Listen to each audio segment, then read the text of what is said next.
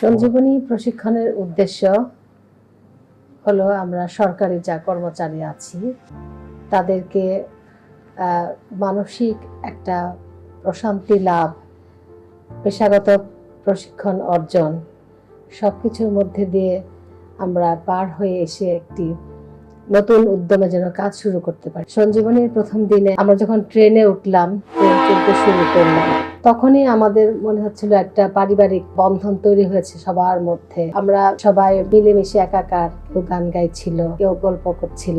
পুরো ট্রেন জার্নিটাই ছিল খুব সুন্দর। আমরা এখন যাব কোথায়? ট্রেন থেকে নেমে আমরা রূপসা নদী পার হয়ে পরশু নদীতে আমাদের জাহাজ ছিল, সেই জাহাজে উঠলাম। আমাদের ভ্রমণের প্রথম রাত থেকেই দলের সকল সদস্য সুশৃঙ্খলভাবে ডাইনিং হলে গিয়ে ডিনার করেছে। সবাই নামাজের সময় সুন্দর করে জামাত করে সবাই নামাজ পড়েছে। সকালের নাস্তায় সবাই সারিবদ্ধভাবে নাস্তা নিয়েছে। জাহাজের যে মেম্বারদের ইনস্ট্রাকশন ছিল সেভাবে তারা ছোট বোটে করে গিয়েছে। তারপর ছোট বোটে ওঠার সময় সবাই লাইফ জ্যাকেট নিতে কেউ ভোলেনি। সফরের প্রথম দিনে আমাদের প্রোগ্রাম ছিল আন্ধারমানিক। নৌকা থেকে নেমে সারিবদ্ধভাবে সবাই বিভিন্ন স্পটে, তারপর যে ওয়াক ওয়ে গুলা ছিল সেগুলো অসম্ভব সুন্দর ছিল।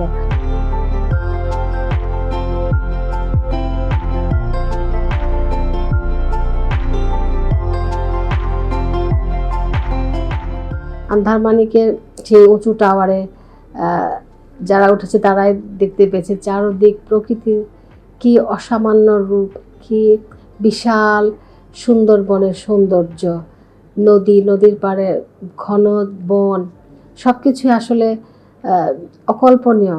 এত ভালো, সবাই খুব উপভোগ করেছে। তারপর দুপুরবেলা জাহাজে এসে পরে বিকালে আমরা আবার কটকায় যাই।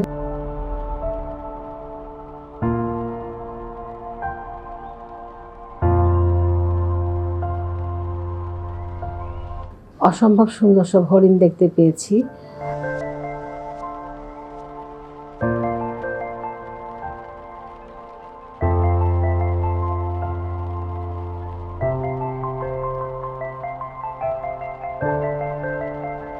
কটকার অফিস পাড়ায় অনেক কিছু দেখার ছিল।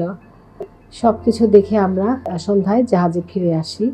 সুন্দরবনে গিয়ে আমি লক্ষ্য করেছি আমার সহকর্মীদের মধ্যে অসম্ভব হৃদ্যতা, আন্তরিকতা এবং সহযোগিতার মনোভাব ছিল। সবাই সবাইকে সহযোগিতা করছে, কারোর মধ্যে আন্তরিকতার কোনো অভাব নেই। সবাই যেন একটি পরিবারের মতো দলবদ্ধ হয়ে সমস্ত কাজকর্ম সম্পাদন করছে সেখানে।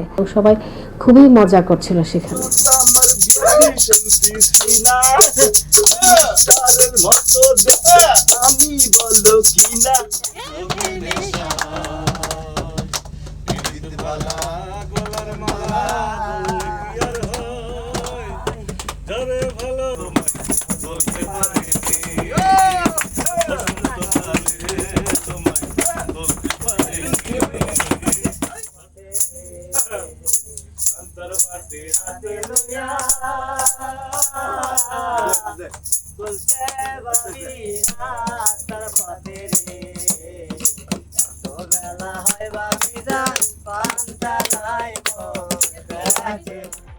সঞ্জীবনী প্রশিক্ষণের তৃতীয় দিনে আমাদের সফর ছিল জামতলা সি বিচ। 6টার মধ্যে বের হয়ে গেলাম। যাওয়ার পথে সুন্দরবনের বিভিন্ন ফলমূল, গাছপালা দেখলাম। যখন ছিল জোয়ারের সময়, জোয়ারের পানি এসে সবার পা ভিজিয়ে দিচ্ছিল, সে এক অপূর্ব দৃশ্য এবং সবাই খুবই মজা করছিল।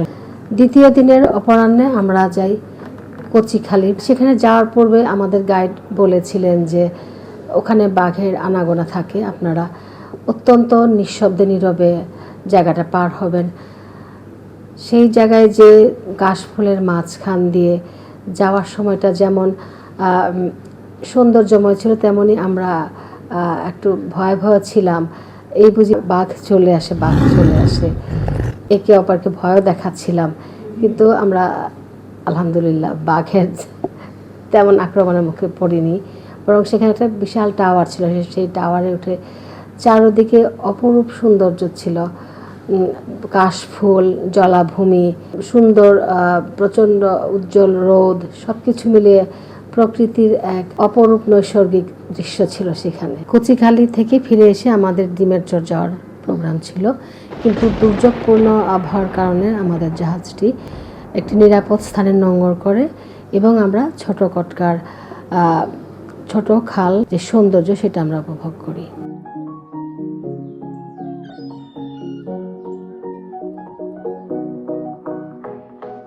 সঞ্জীবনী প্রশিক্ষণের তৃতীয় দিনে প্রশিক্ষণ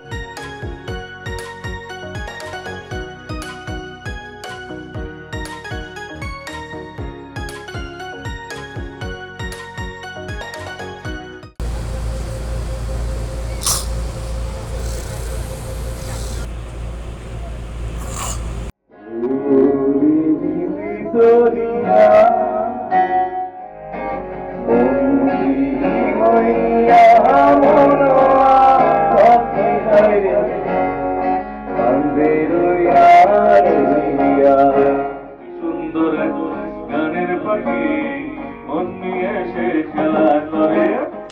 আমার নাম কালুরিয়া, বাড়িয়া আমার গুরুটিয়া, আমি মানুষ চমৎকার। তুমি বন্ধু কালা পাখি, আমি যেন কে, তুমি বন্ধু কালা পাখি, আমি যেন কে। প্রশিক্ষণের শেষের দিন আমাদের প্রোগ্রাম ছিল করমজল। সেখানে আমরা ছোট বড় নানা আকারে কুমির দেখি, অনেক সুন্দর সুন্দর হরিণ দেখি। আর সবচেয়ে যেটা আমাদের আকর্ষণ করেছে সেটা হচ্ছে যে বানরের বাচ্চারা তাদের মায়ের কোলে যে লুকিয়ে লুকিয়ে থেকে আমাদের পিট করে দেখছিল। আসলে এই সফরে শুধু যে প্রাকৃতিক সৌন্দর্য উপভোগ তা না, এতে করে পশু পাখির প্রতি আমাদের যে মায়া, আমার মনে হয় এটা আরো বেড়ে গেছে। করমজলের সফরের মধ্যে দিয়ে আমাদের সঞ্জীবনী প্রশিক্ষণের কার্যক্রম সমাপ্ত হয় এবং আমরা দুপুরের দিকে বাসে উঠে ঢাকার উদ্দেশ্যে রওনা করি। আমি যখন ট্যুরের পরে আমাদের ট্যুর অপারেটর তার সাথে কথা বললাম, তার ফিডব্যাক ছিল যে এমন শান্তশিষ্ট দল আমি কখনো পাইনি। আমি আশা করব দপ্তরে ফিরে আসার পরেও সবার মধ্যে সেই সহযোগিতাপূর্ণ এবং উদ্যমী মনোভাব থাকবে এবং দপ্তরকে এগিয়ে নিয়ে যাবে।